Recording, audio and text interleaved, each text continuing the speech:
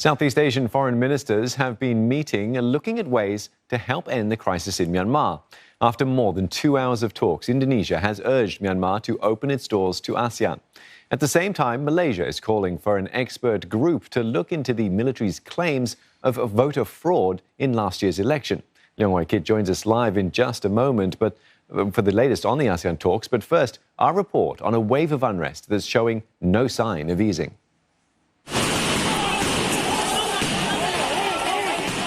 Tear gas billowing across Myanmar's largest city as thousands march on for another day. Demonstrators fleeing in panic as police shooting continues. Security forces are now adopting more aggressive tactics to stop the civil disobedience movement. But protesters remain defiant. Many are now trying to protect themselves with hard hats, clutching makeshift shields, and gathering behind barricades. In the northwestern Sagaing region, demonstrators continue to make their voices heard, despite authorities firing water cannon and tear gas to break up crowds.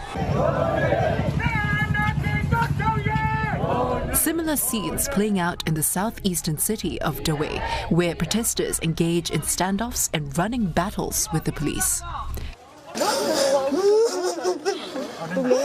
Activists have also paid tribute to those killed on Sunday, when the nation witnessed its deadliest day of clashes since the military seized power a month ago. Crowds have gathered to march in their honor. At least 21 protesters have been killed since the turmoil began. Leong Wai Kit has just spoken with Singapore's Foreign Affairs Minister Vivian Balakrishnan, and he joins us now. Wai Kit, what have the foreign ministers decided? Well, one of the things that stood out was that Dr. Vivian Balakrishnan said that ASEAN as a whole does not recognize the military leaders as the government of Myanmar. But perhaps this should not come as a surprise, because if you've been following Dr. Balakrishnan's statements, public statements in the recent weeks, he has always been referring Ms. Aung San Suu Kyi as the state councillor, Win Min as president, and even for Wan Amang Luin, the army appointed foreign affairs minister, Dr. Balakrishnan has also been referring to him as the army representative. And yesterday, when Dr. Balakrishnan spoke to Glenda Chong on CNN, he had used for the first time the word coup.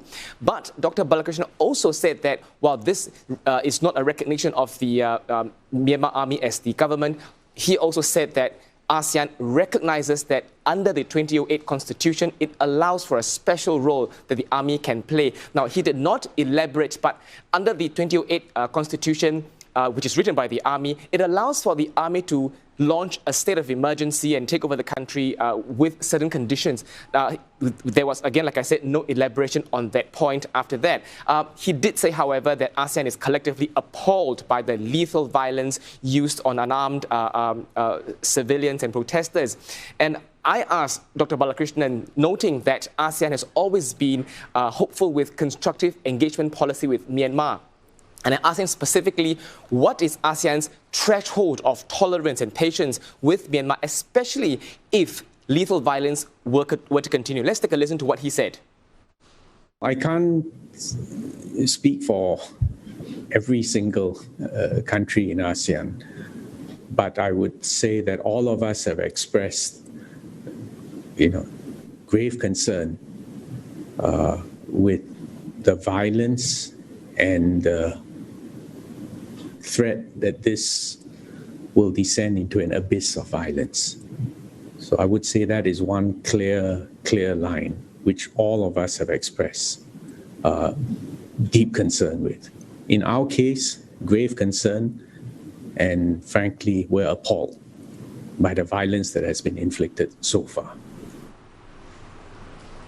Well, Dr. Balakrishnan also stressed that ASEAN will continue to engage with Myanmar, but also said several times during the Zoom press conference with reporters that at the end of the day, the future of Myanmar will have to be decided by the people in Myanmar. All right, thanks for that, Wai Kit. Let's cross over now to May Wong. May, no sign of a joint statement just yet. Any word from other foreign ministers? Well, I've had a look at the draft statement, really. And in that statement, well, there are three key points in there. Number one, obviously, collectively, ASEAN member nations have called on Myanmar to desist the use of violence against the protesters and to exercise utmost restraint on the protesters. Another point that they said also, the fact that ASEAN stands ready to help as well as to support Myanmar come up with a roadmap in going forward to bring about normalcy back to the country. And final point, obviously, the emphasis on political stability, not just in Myanmar, but also affecting the entire region. So these are some of the key points that the ASEAN member nations are reiterating and enforcing, or rather emphasizing upon to Myanmar. Hopefully, they will take that into consideration. Indonesia has released its own independent statement to call this situation worrisome, while Malaysia, on the other hand, has said that this recurring situation in Myanmar, it poses as a setback for the political stability as well as the peace in this entire region, calling upon Myanmar to come back to the negotiating table in order to find a solution forward for the country, for the region. Mei Wong in Bangkok, thank you. Right, let's bring in Saiful Bahri Ismail now from Jakarta. Now, Saiful, Indonesia is encouraging ASEAN involvement. Well, that's right. During the virtual meeting, Indonesia's Foreign Minister Retno Marsudi said ASEAN is ready to facilitate dialogue between the military leaders and the ousted civilian government in order to restore peace in the country. Speaking in a virtual press conference after the informal ASEAN ministerial meeting today, Ms. Retno said, in the history of ASEAN, the group has been able to resolve issues through dialogue. Ms. Retno urged for dialogue and communications to begin between parties involved in the dispute. She added that for this to happen, the environment has to be conducive and demanded the military leaders to release all political prisoners whom they have detained. Now, Ms. Retno also expressed her deep concerns about the escalating violence in Myanmar. She said the number one priority right now is to ensure the safety of the Myanmar people.